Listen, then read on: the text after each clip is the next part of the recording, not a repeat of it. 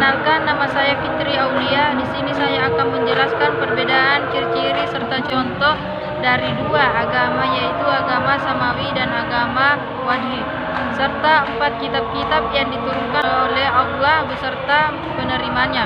Agama Samawi adalah agama yang berasal dari Allah dengan adanya kitab suci, sedangkan agama Wadih adalah agama yang terciptanya dari kearifan lokal masyarakat dan tidak mempunyai kitab suci. Adapun ciri-ciri agama Samawi yaitu: 1. Disampaikan oleh seorang rasul. 2. Kitab sucinya tetap dan mutlak. 3. Ajarannya tauhid monoteisme murni yang tidak mungkin berevolusi.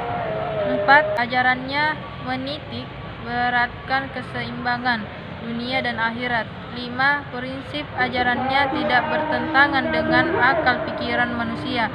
Contoh, agama Samawi mencakup agama Islam, Kristen, dan Yahudi. Sedangkan ciri-ciri agama Wadih yaitu: 1. Konsep ketuhanannya tidak monoteis atau tidak hanya memiliki satu Tuhan. 2. Tidak disampaikan oleh nabi atau rasul sebagai utusan Tuhan. 3. Kitab sucinya bukan berdasarkan wahyu Tuhan.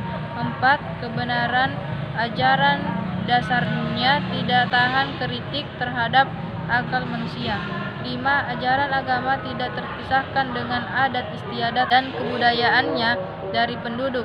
6. Sesuatu yang disembah, adanya dewa-dewi, roh-roh ataupun kekuatan alam lainnya seperti api, air, atau matahari. Contoh agama Wadih adalah Hindu, Buddha, Taoisme, Konfusius, Shinto, dan berbagai aliran keagamaan lainnya. Sedangkan ciri-ciri agama Wadih yaitu: 1. Konsep ketuhanannya tidak monoteis atau tidak hanya memiliki satu Tuhan. 2. Tidak disampaikan oleh nabi atau rasul sebagai utusan Tuhan. 3.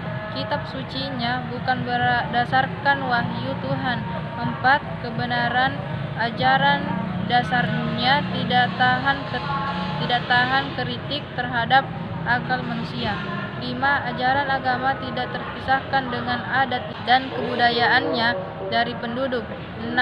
Sesuatu yang disembah, adanya dewa-dewi, roh-roh ataupun kekuatan alam lainnya seperti api, air, atau matahari. Contoh agama Wadih adalah Hindu, Buddha, Taoisme, Konfusius, Shinto, dan berbagai aliran keagamaan lainnya.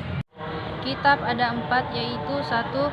Kitab Zabur diturunkan Allah Subhanahu wa Ta'ala kepada Nabi Daud alaihissalam untuk Bani Israel atau umat Yahudi pada abad ke-10 sama di daerah Yerusalem. Bahasa yang digunakan dalam Zabur adalah Kipti. 2. Kitab Taurat diturunkan kepada Nabi Musa alaihissalam pada abad ke-12 sebelum Masehi di Bukit Sinai dengan pedoman bagi Bani Israel. Bahasa yang digunakan dalam Taurat adalah bahasa Ibrani. 3. Kitab Injil diturunkan oleh Allah kepada Nabi Isa alaihissalam untuk pedoman bagi Bani Israel pada permulaan abad 1 Masehi. Bahasa yang digunakan dalam Injil adalah bahasa Suryani. 4. Kitab Al-Quran diturunkan kepada Nabi Muhammad SAW secara berangsur-angsur dan menjadi penyempurnaan dari kitab-kitab terdahulu sebagai pedoman bagi seluruh umat manusia hingga akhir zaman. Kitab ini turun pada abad ke-7 Masehi yang digunakan adalah bahasa Arab. Ya, itulah tadi penjelasan saya terkait dengan kedua agama dan kitab-kitab Allah. Semoga bermanfaat. Sekian dan terima kasih. Wassalamualaikum warahmatullahi wabarakatuh.